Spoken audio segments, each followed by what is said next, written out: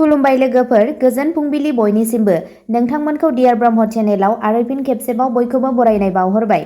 आं दिनै नोंथांमोननि सिगाङाव आरोबाव माखासे खौरां लानानै फैबावलायबाय।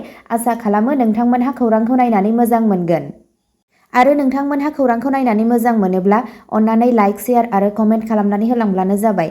आरो बेबादिनो सानफ्रोमबोनि खौरांनि आपडेट मोननो थाखाय चेनेलखौ साबस्क्राइबबो खालामनानै लादो। दिनैनि गिबि खौराङावनो दङ देबरगाव ब्लक कमिटि UPPLनि बानजायनायाव सावराय हाबाफारि लोगोसे जयनिं हाबाफारि खुंफुंदों। देबरगाव ब्लक कमिटि UPPLनि बानजायनायाव सिम्बरगाव हाथाइसालियाव खुंजानाय सावराय हाबाफारि लोगोसे जयनिं हाबाफारि खुंफुंदों। हाबाफारियाव देबरगाव ब्लकनि सिङाव थानाय सिम्बरगाव ओनसोलनि 190निबो बांसिन बर' आरो माइनरिटि हारिनिफ्राय BPFनि मददगिरि रायजो राजाफोरा प्रमद बर' दैदेननाय UPPL दोलोआव आखाइ हमफैबाय। हाबाफारियाव देबरगाव ब्लक UPPLनि आफादगिरि बिजित बसुमतारिया बुंदों दि दिनै हाग्रामा महिलारीनि समस्तिया जोबस्रांनायनि लामायाव। हाग्रामा महिलारीनि BPF पार्टिया जोबस्रांबाय होननानै फोसावनो हाबाय। हाग्रामा महिलारीनि समस्तिनि सिङाव थानाय सिम्बरगाव हालामाव थानाय BPF दोलोनिफ्राय BPFनि दैदेनगिरिफोर, BPFनि गासै भटार्सफोरा 190 जन UPPL दोलोआव जयेन जाबाय। बेनिखायनो 2025 मायथाइयाव जानो गोनां बिसायख'थियाव UPPL दोलोआ BPFखौ फेजेनगोना रोखा जाबाय आरो 2025 मायथाइयाव UPPL दोलोआ BPFखौ फेजेनगोन। आरो बिथाङा बुंबावदों दि फैबाय थानाय समाव सिम्बरगावजों लोगोसे गासै देबरगाव समस्तियाव BPFआ 0 जानो थांगासिनो दङ। नैथि खौराङाव दङ एडिआरइ पेपार लिक। जायखिजाया गाज्रि आखुखौ होबथानो थाखाय गोब्राब राहा लानायनि उनावबो आसाम डाइरेक्ट थिसनथाइ आनजाद एडिआरइनि सोंथि बिलाइआ वाट्सएपआव गुवारै फोसावजादोंमोन। आसाम डाइरेक्ट रिक्रुटमेन्ट आनजाद एडिआरइनि 24 घन्टानि उनावनो ससियेल मिडियायाव सोंथि बिलाइआ नुजादोंमोन। थगायनायखौ होबथानो थाखाय गोख्रों राहा लासेयावबो बे लेखा बिलाइखौ वाट्सएपआव गुवारै फोसावनाय जादोंमोन। आसाम रायजो थिसनथाइ बर्डआ दासिमबो फोसावनायनि सायाव बिबुंथि होनो हायाखै। रिपर्टफोरा इंगित होयो दि बे जाथाया धेमाजि जिल्लायाव जादों।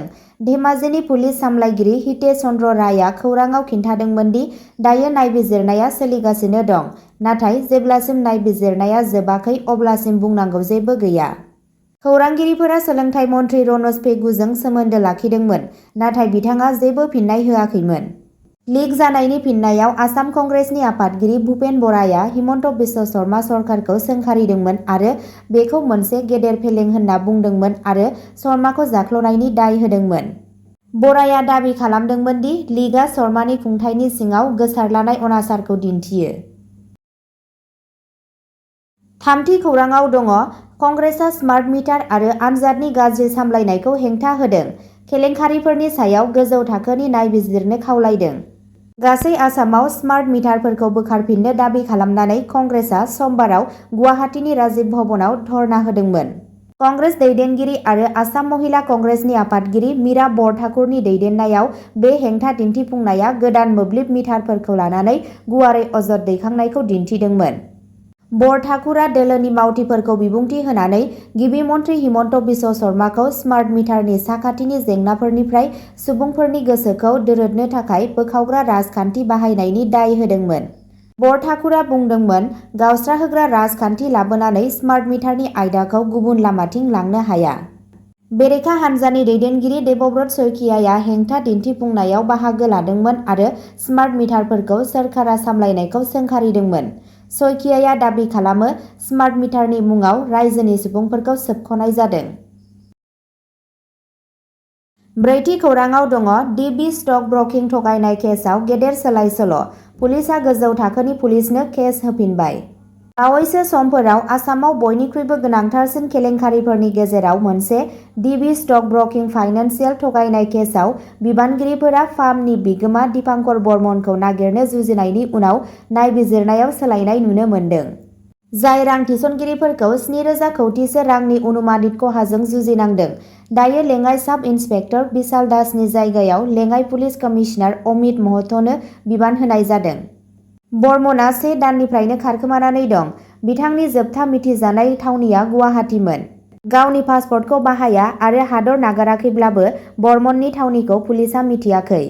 19 आगस्तसिम बिथांनि फनआ बन्द थानायनि खौरां मोन्दोंमोन। केलेंकारिनि फोरमायनायनि उनाव पुलिसआ बर्मननि मोजां मोननाय मनालिसा दासखौ गुवाहाटीनि कागहुली ओनसोलाव हमनानै दोनो। डिबि स्टक ब्रकिं फर्मआ अजद होनाय बायदिब्ला मोनसे मुंदांखा फालांगियारि प्लेटफर्म एन्जेल वननि गेजेरजों मक्केलफोरनि धोनखौ थिसनदोंमोन आरो मोनफिन्नायनि बांद्राय समायखिरा लादोंमोन। दानफ्रोमबो 8% लानानै बोसोराव सोमोनांथाव 120% बे समायखिराखौ दा मोनसे थगायसुला बिथांखिनि बाहागो महरै फोरमायनाय जादों। पुलिसआ गुवाहाटी, नलबारी, रङिया, मुम्बाइ, हायद्राबाद आरो बेंगालुरुआव फार्मनि मावख'गिरिफोरखौ नायबिजिरनायजों बे केसआव गुवारै नायबिजिरनो थुलुंगा होदों। बर्मननि राङारि हाबाफोरखौ मोनसे डिमेटेरियेलाइज्ड एकाउन्ट एबा डिमेट एकाउन्ट आरो 12 गावारि बेंक एकाउन्टफोराव लेनदेननि गेजेरजों सामलायनाय जादोंमोन, जाय गासैखौबो पुलिसआ जब्द खालामदोंमोन।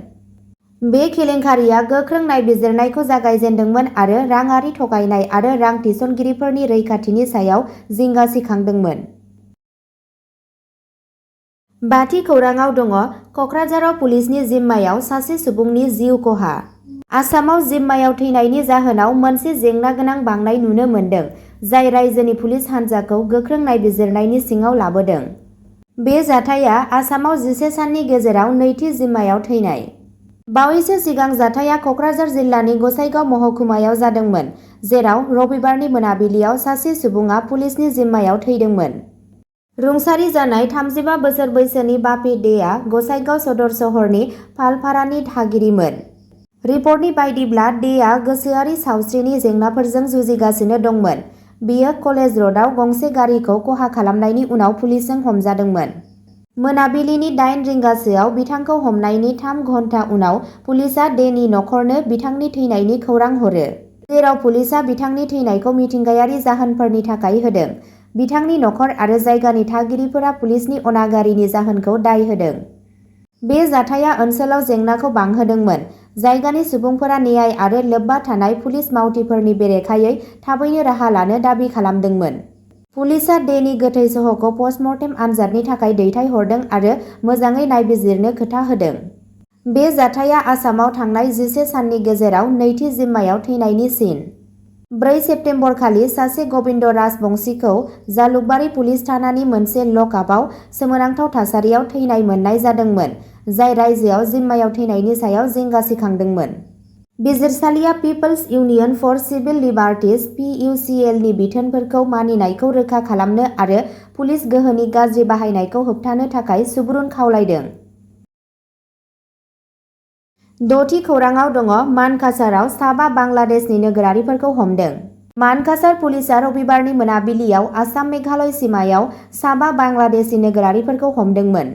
मेघालयनिफ्राय गुबुन हादोरनि नोगोरारिफोरा आसामाव हाबनो नाजानायनि मोनसे खौरां मोननायनि उनाव हरनि 9 रिंगासोआव गंसे अट'रिक्साजों दावबायनाय समाव सुबुंफोरखौ हमनाय जादोंमोन। हमजानाय हान्जायाव 3 आइजोफोर आरो 2 हौवाफोर दं, जायनि सिनायथिखौ सबिना आफतान, शान्ता बेगम, पिंकी आक्तारा, आकाश हुसैन आरो शाफिकुल मण्डल होनना मिथिनाय जादों। पुलिसनि सुलुंनि बायदिब्ला बे हान्जाया मेघालयनि दालु ओनसोलनि गेजेरजों आयेन बेरेखायै भारतारि ओनसोलाव हाबफैदोंमोन। बे बावैसोनि जाथाया बांलादेशआव राजखान्थियारि दावराव-दावसिनि उनाव आसामाव हाबनो नाजानाय समाव हमजानाय बांलादेशी नोगोरारिफोरनि गासै अनजिमाखौ सा 65 सिम लाबोदों। बांलादेशआव बारग' गाहाय मन्थ्रि शेख हासिनाखौ बोखारनायनि जाहोनाव सोमजिनाय राजखान्थियारि दावराव-दावसिनि जाहोनाव बांलादेशनि नोगोरारिफोरा सिमा बारनानै भारताव हाबनो नाजानायखौ बांहोदों। थांनाय सप्तायावनो 8 सेप्तेम्बरखालि आसामाव हाबनो नाजानाय समाव आरोबाव साबा सुबुंफोरखौ हमनाय जादोंमोन। आसामनि गिबि मन्थ्रि ड हिमन्त बिश्व शर्माया बुंदोंमोन दि 28 आगस्तसिम सा 50 सो बांलादेशनि नोगोरारिफोरखौ आसामाव हाबनो नाजानायखौ हमनो हादोंमोन आरो उनाव पुलिसआ बिसोरखौ उनथिं नारख्लायहरदोंमोन। आसामनि director general of police DGP जिपि सिंहआ फोरमायो दि रैखाथि गोहोआ जायखिजाया आयेन बेरेखा हाबनायखौ होबथानो थाखाय गेजेर हायुंआरि सिमायाव गोख्रों सांग्रांथि लाखिदों। नसुंआरि हादोराव राजखान्थियारि दावराव-दावसिनि उनाव सिमा रैखाथि हान्जा BSFआबो सा-सानजायाव 1885 किल'मिटार गोलाव भारत-बांलादेश सिमायाव गावनि नायगिदिंनायखौ गोख्रैसिन खालामदों, जायनि थांखिया बांलादेशआव सोलिबाय थानाय राजखान्थियारि दिदोमथि गैयैनि गेजेराव आयेन बेरेखा क्रसिंफोरनि बांनायखौ होबथानाय। 7थि खौराङाव दङ मणिपुरा गंबा जिल्लायाव इन्टारनेट होबथानायखौ बोखारबाय। मणिपुर सरकारा समबाराव हादोरसानि मोनबा हायेननि जिल्लाफोराव अरायथा नङि इन्टारनेट बन्द'खौ हरखाबै गोहोम गोग्लैनानै बोखारबाय। कमिशनार एन अशक कुमारआ फोसावदोंमोन दि बे थिरांथाया आयेन आरो आब्रुथिनि थासारिखौ मोजाङै नायबिजिरनायनि उनाव लानाय जादों। खुंथायजों फोसावजानाय मोनसे बिथोनाव बुंनाय जादों रायजो सरकारा सोलिबाय थानाय आयेन आरो खान्थिनि थासारिखौ नायबिजिरबाय आरो इन्टारनेट दोनथ'नायखौ बोखारनो थिरांथा लादों, जायखौ सिगाङाव रायजो राजानि मोजांनि थाखाय होबथानायनि राहा महरै होनाय जादोंमोन।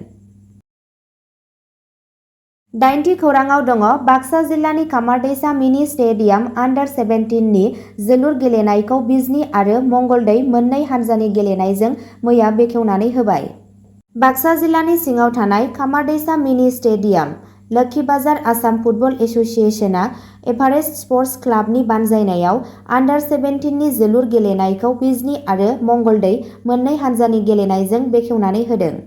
बे हाबाफारियाव एमसिएलए मन्टु बर' बिथाङा गाहाय आलासि महरै बाहागो लादोंमोन।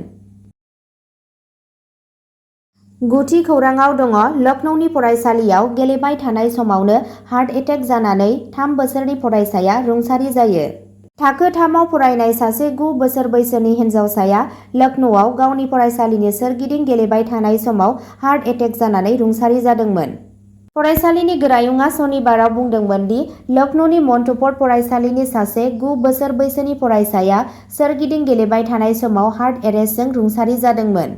फरायसालिनि गोरायुंआ फोसावनाय मोनसे बिबुंथिनि बायदिब्ला बृहस्पतिबाराव थाखो 3 नि सासे फरायसा मानवी सिंहआ गेलेग्रा फोथाराव हुस गैयै जानानै गोग्लैनायनि खौरां मोननायनि उनाव बिथांजोखौ थाबैनो खाथिनि फातिमा देहा फाहामसालियाव लांनाय जादोंमोन। हिन्जावसानि नखरा बिखौ चन्दन देहा फाहामसालियाव लांदोंमोन, जेराव डाक्टारफोरा बुंदोंमोन दि बियो हार्ट एरेस्टनि जाहोनाव थैदोंमोन। अब्ला दिनैनि खौराङा एसेनोसै। जाय बिथांमोनहा सानसेनि फानजामुथिखौ नायनो गोसो दङ, स्क्रिनाव होनाय चेनेल बड' इनफ' पइन्टआव थांनानै नायहैनो हागोन। चेनेलनि लिंकखौ डिस्क्रिप्शनाव होनाय जादों।